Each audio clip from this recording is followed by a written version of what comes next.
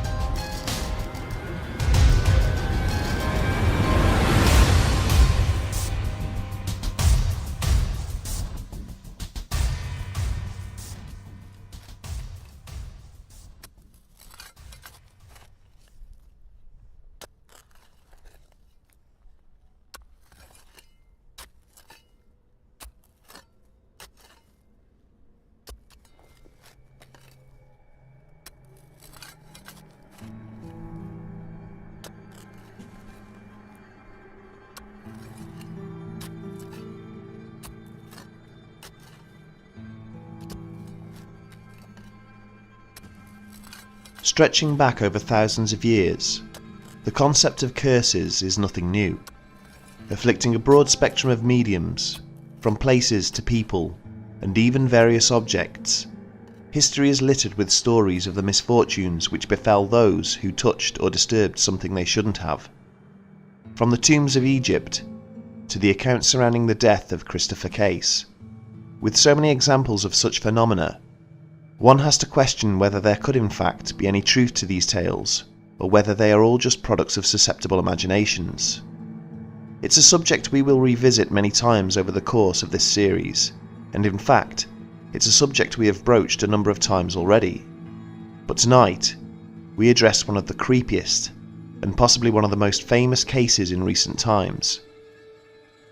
Carl Pruitt was a carpenter from Pulaski County, Kentucky. To most, he was known as Mr. Pruitt. To his friends, he was simply Carl. But through a strange sequence of events, which occurred even after his death, he will forever be remembered as the Chain Strangler. Mr. Pruitt would never be allowed to rest in peace, and many now wonder whether his spirit was responsible for the deaths of several people who apparently interacted with his gravestone. In June 1938, so the story goes, Carl arrived home from work, expecting to find his dutiful wife in the kitchen, cooking his evening meal. Instead, he found her in bed with another man. He was known to have something of a vile temper, and this betrayal caused him to fly into an uncontrollable rage. Whilst his wife's lover managed to escape by jumping out of the window, Carl took the full force of his retribution out on Mrs. Pruitt.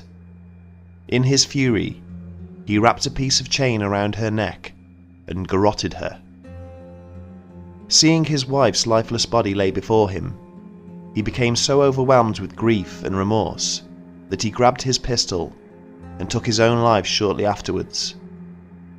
In the aftermath of such a vicious murder-suicide, it is somewhat needless to say that his wife's family were heartbroken and all the more adamant that Carl Pruitt's body be buried in a separate cemetery to their beloved relative. Carl's final resting place has never been identified, but it was thought to be situated in a graveyard a few towns over, nowhere near that of his wife.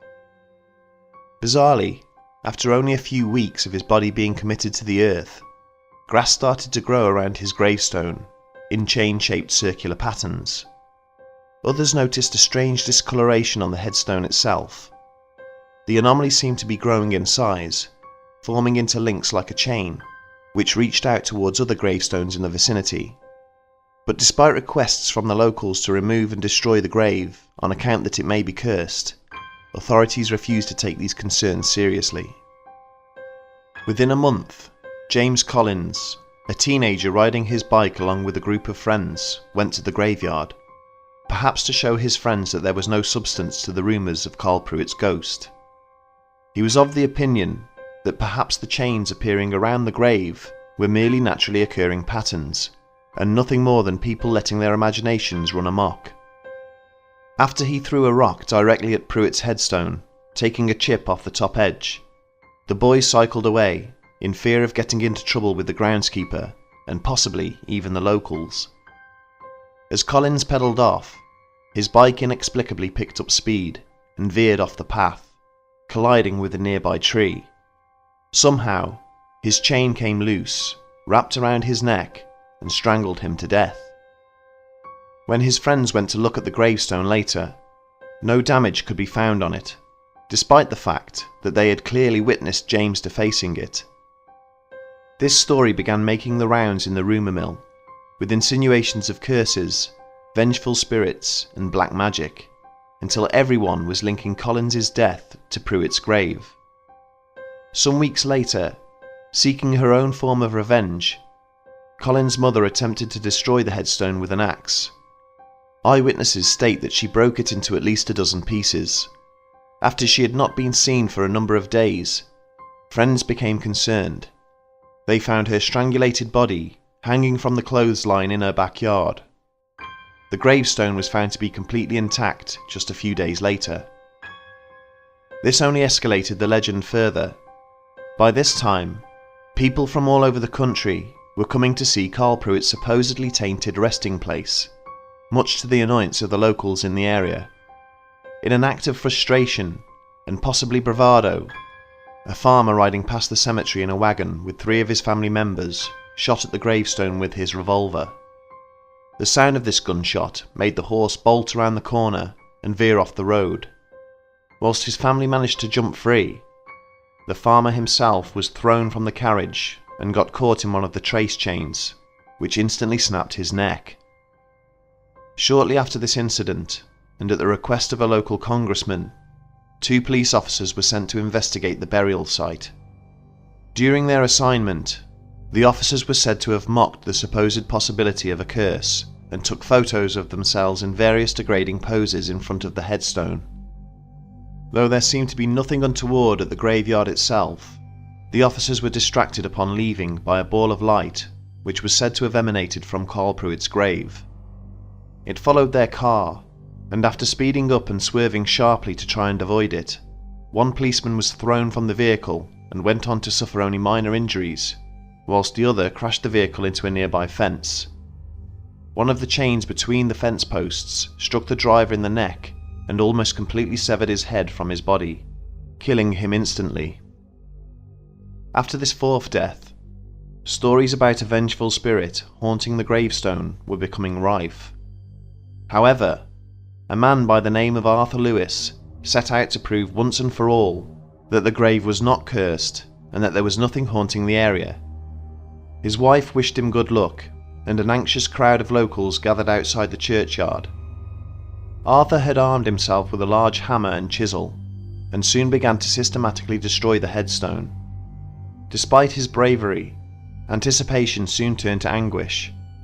An almighty scream let out across the graveyard and split the night sky.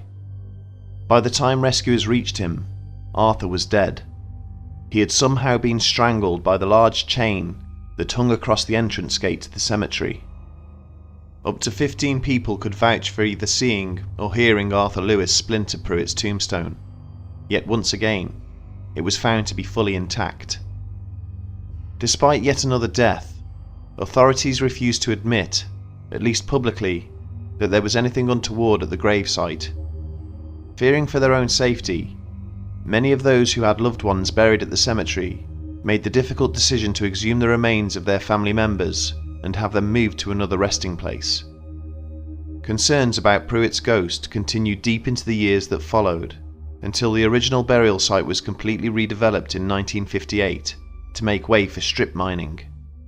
Common belief was that the reign of the murderous phantom ended forever when Carl's remains were concealed under the new concrete structure.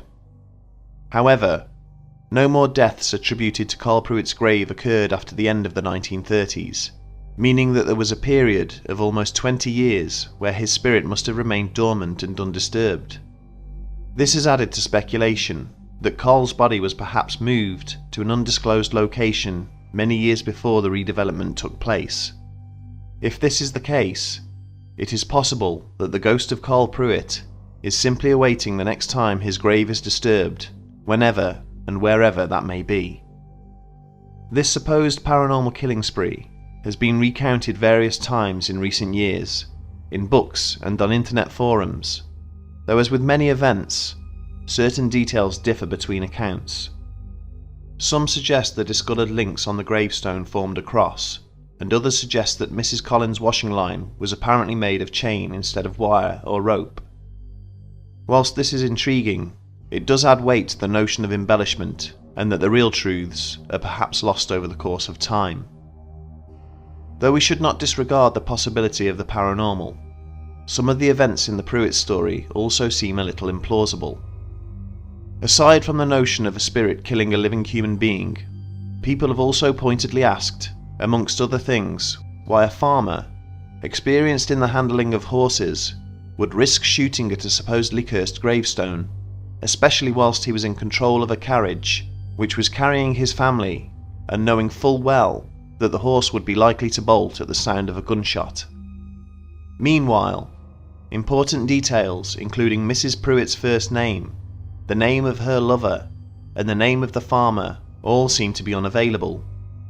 These may have been kept confidential out of respect for living relatives, though some suggest a larger scale cover-up, with the search of public data for the recorded deaths, burials or exhumations of Kentucky Pruitts at this time also drawing a blank.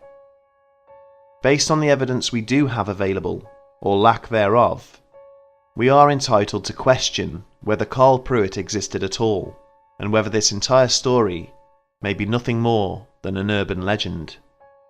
On the other hand, if there is any truth to this tale, then whatever the cause of the killings, there remains the possibility, at least, that Carl Pruitt now lies in an unmarked spot, untended and undisclosed. His spirit may still be at large, sitting at the fringes of this reality, waiting to exact revenge on anyone who dares disturb his final resting place. The memory of the chain strangler lives on.